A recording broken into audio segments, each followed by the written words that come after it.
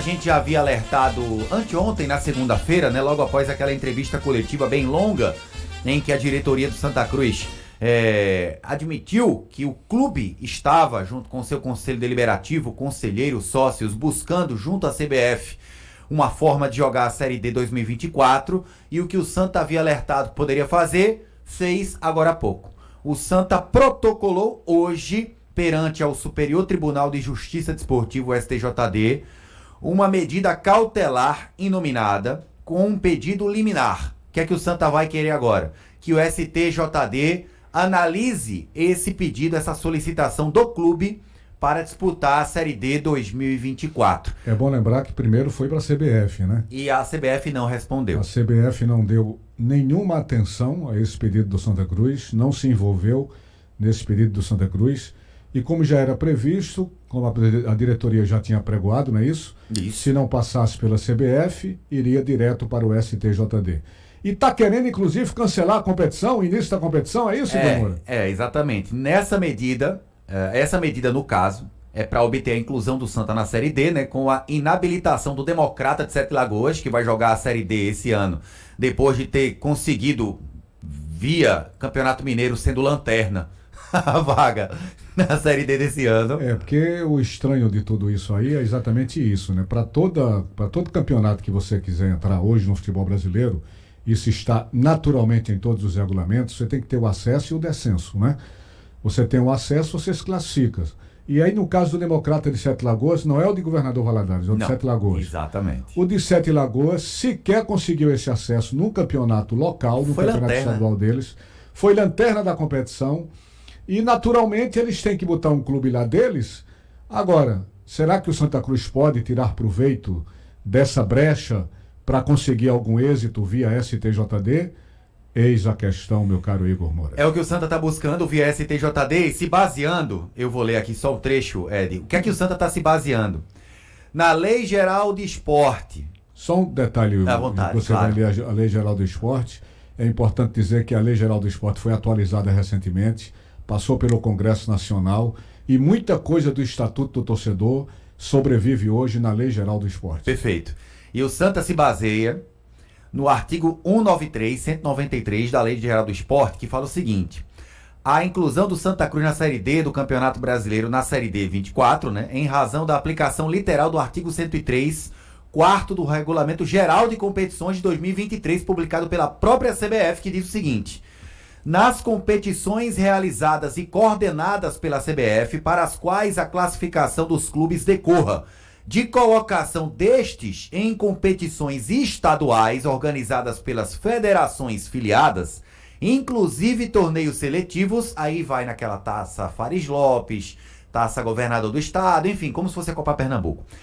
Voltando, caso algum clube desista ou não confirme sua participação, caberá à CBF a atribuição da vaga a um novo clube, valendo-se de critérios técnicos, isonômicos, equânimes e que privilegiem o fomento do futebol, podendo adotar o ranking nacional de clubes atualizado e atribuir a vaga para o clube de outra federação.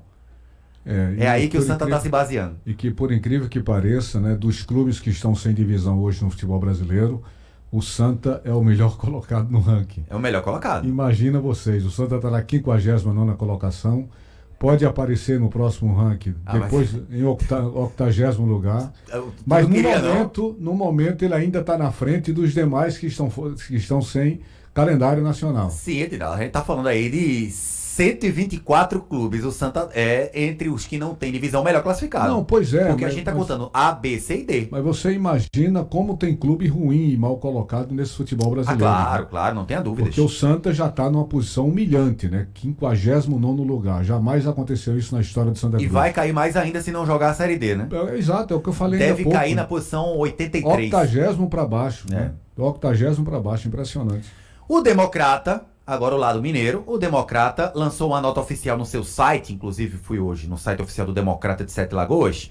Inclusive quem jogou no Campeonato Mineiro, na campanha em que o Democrata foi lanterna no passado, foi o Jorge Henrique, já que foi atleta do Santa Cruz. Jorge Henrique ainda está correndo atrás da bola? Ano passado estava. O Democrata foi o 50 seguinte... 50 anos mais ou menos. Não, 38, 39. Recebemos com surpresa e tranquilidade a notícia de que o Santa Cruz pleiteará a vaga do Democrata na Série D do Brasileiro 2024. Clubes melhores colocados do que o Democrata no módulo 1 do Mineiro 2022 abriram mão, na verdade erraram, é o 2023, abriram mão da vaga até que chegou a nós, apesar de termos sido os últimos colocados no Mineiro.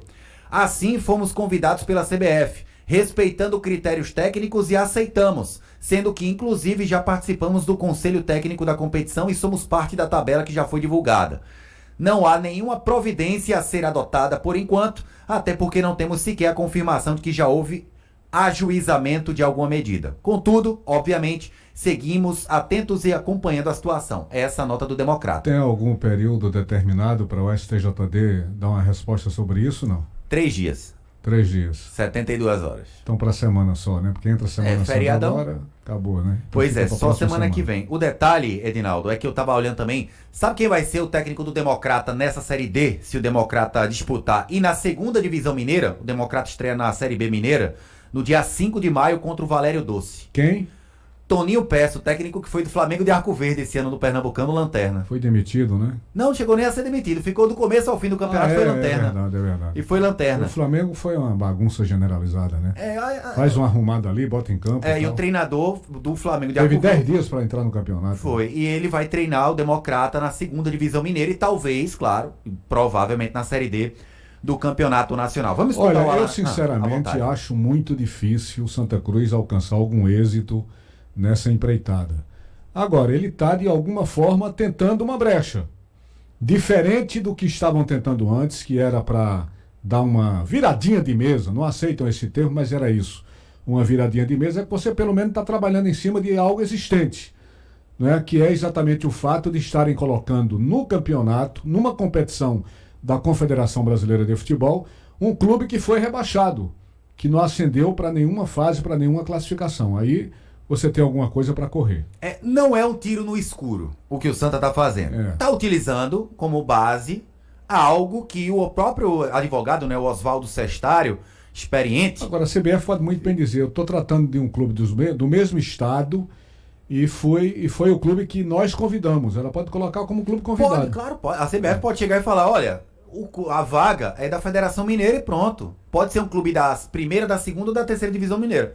Né? A CBF pode agora, que existe o item da classificação, a exigência da classificação na Lei Geral do Esporte, isso é um fato e que deve ser terminantemente obedecido. Santa Cruz está se valendo disso aí.